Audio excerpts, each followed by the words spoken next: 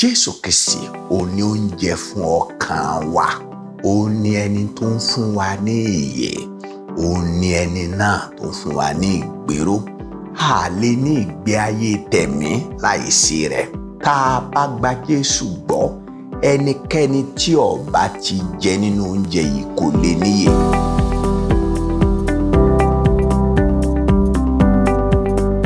Ọlọ́run Ísírẹ́lì gba ọpẹ́ kó gbà yẹn wá. Bàbá bá wa sọ̀rọ̀ rẹ̀, jẹ́ kára àánú gbà.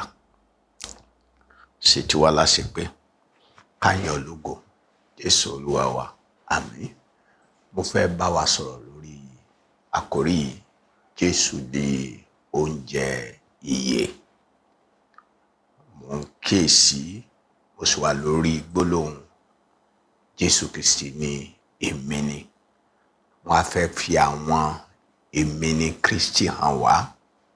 Àwọn èmi ni Jésù Kristi. Jésù sọ wípé òun ni oúnjẹ ìyè. Ìwé ìhìnrere Jòhánù ní orí 5 ní ẹsẹ̀ 51. Èmi ni oúnjẹ ìyè nì tí ó ti ọ̀run sọ̀kalẹ̀ wá. Bí ẹnikẹ́ni bá jẹ nínú oúnjẹ yìí, yóò yè títí láéláé. Oúnjẹ náà tí èmi yóò sì fi fún di ara mi fún ìyè ayérayé. Jésù Kristi ni oúnjẹ ìyè. Jésù ni èmi ni oúnjẹ ìyè. Èmi ni oúnjẹ ìyè. Àkórí ọ̀rọ̀ Ọlọ́run nìyẹn. Èmi ni oúnjẹ ìyè. Nínú ìwé ìhìnrere Jòhánù tí mo kà yìí, ẹ̀ẹ̀mẹ́rin ọ̀tọ̀ọ̀tọ̀ ni Jésù sọ̀rọ̀ nípa ara rẹ̀ tó fi ara ẹ̀ wé oúnjẹ láti ọ̀run. Àkọ́kọ́ péré ní oúnjẹ láti ọ̀run ní ẹsẹ̀ 32, ní ẹsẹ̀ 33 olóhùn gangan ní oúnjẹ Ọlọ́run. Ní ẹsẹ̀ 48 ó ní òun ní oúnjẹ ìyè. Ẹ jẹ́ kí a kà á ní ẹsẹ̀ 32. Nígbà náà Jésù wí fún wọn pé lóòótọ́ lóòótọ́ mo wí fún yín, kì í ṣe Mósè ló fi oúnjẹ nì fún yín látọ̀run wá, ṣùgbọ́n bàbá mi ló fi oúnjẹ òtítọ́ nì fún yín láti ọ̀run wá. Òun ni oúnjẹ àtọ̀run wá.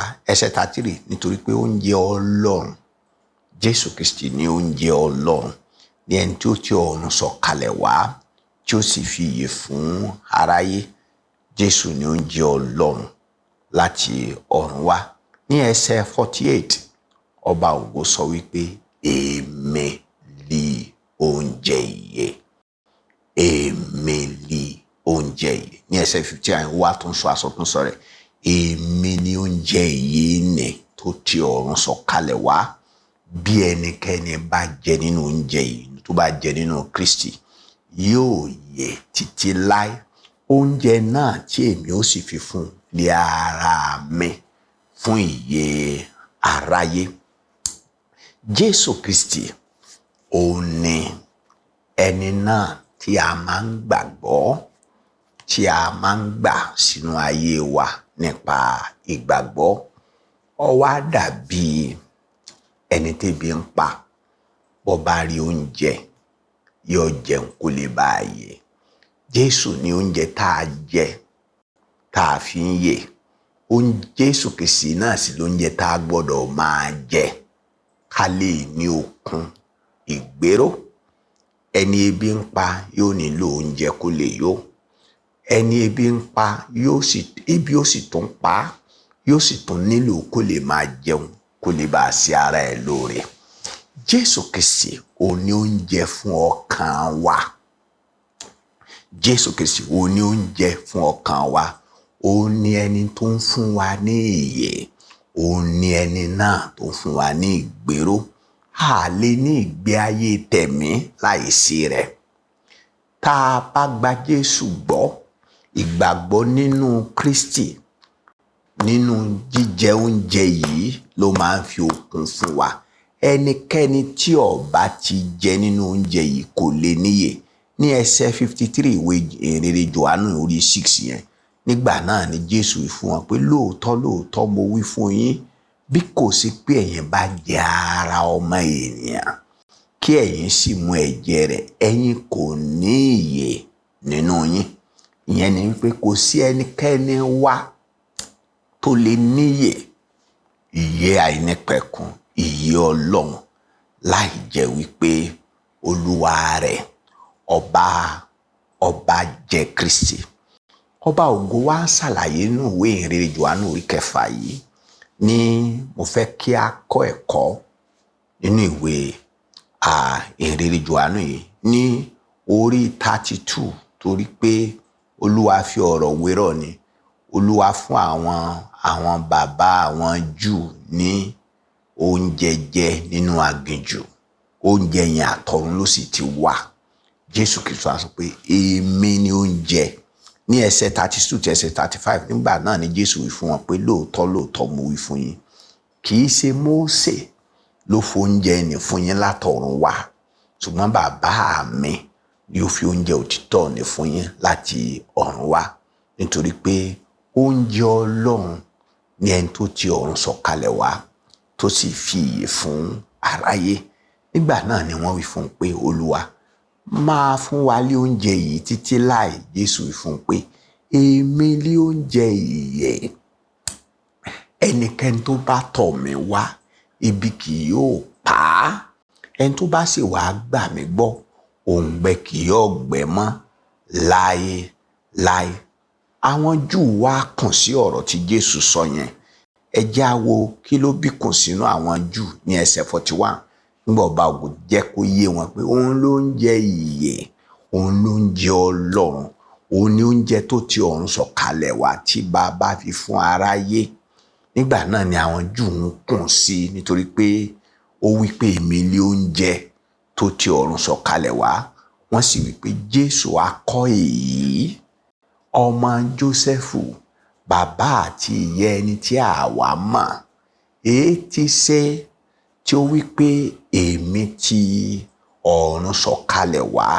Nítorí Jésù dáhùn ó sì fún wọn pé ẹ má ṣe kùn láàrin ara yín. Kò sí ẹnikẹ́ni tó lè wá sọ́dọ̀ mi bí kò ṣe pé bàbá tó rán mi fà á. Èmi ò sì jí dìde ní ìkẹyìn ọjọ́.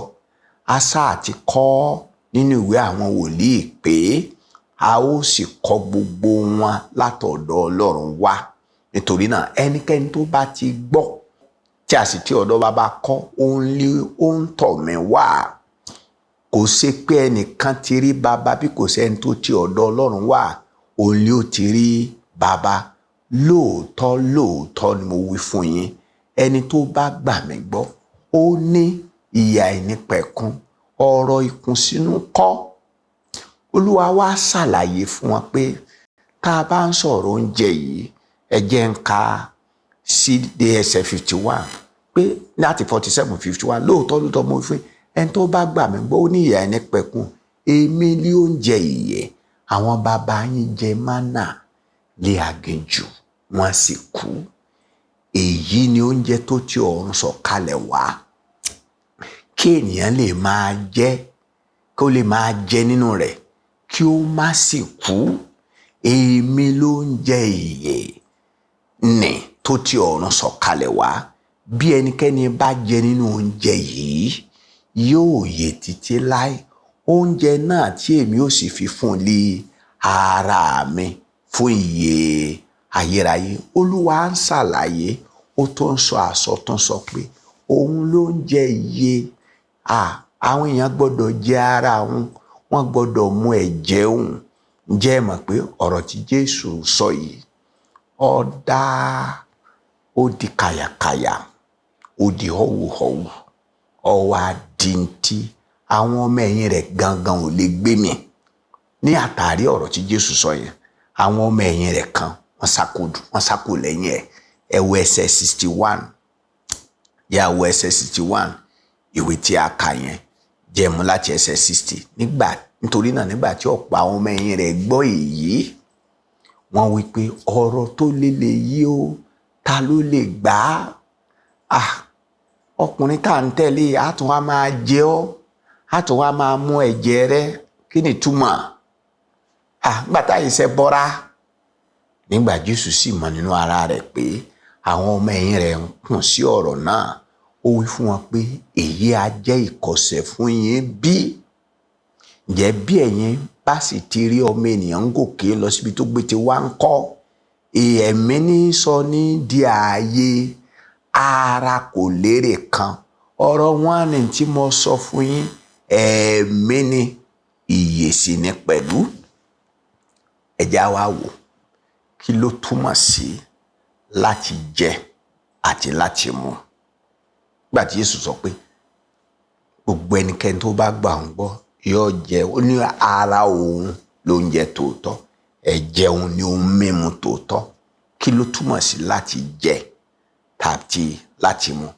Kí a tó lè ṣàlàyé rẹ̀ ní tó jẹ́ gan, ẹ jẹ́ ká kọ́ sọ fún wa pé ní tí Jésù ń sọ ń bì kì í ṣe ara Olúwa.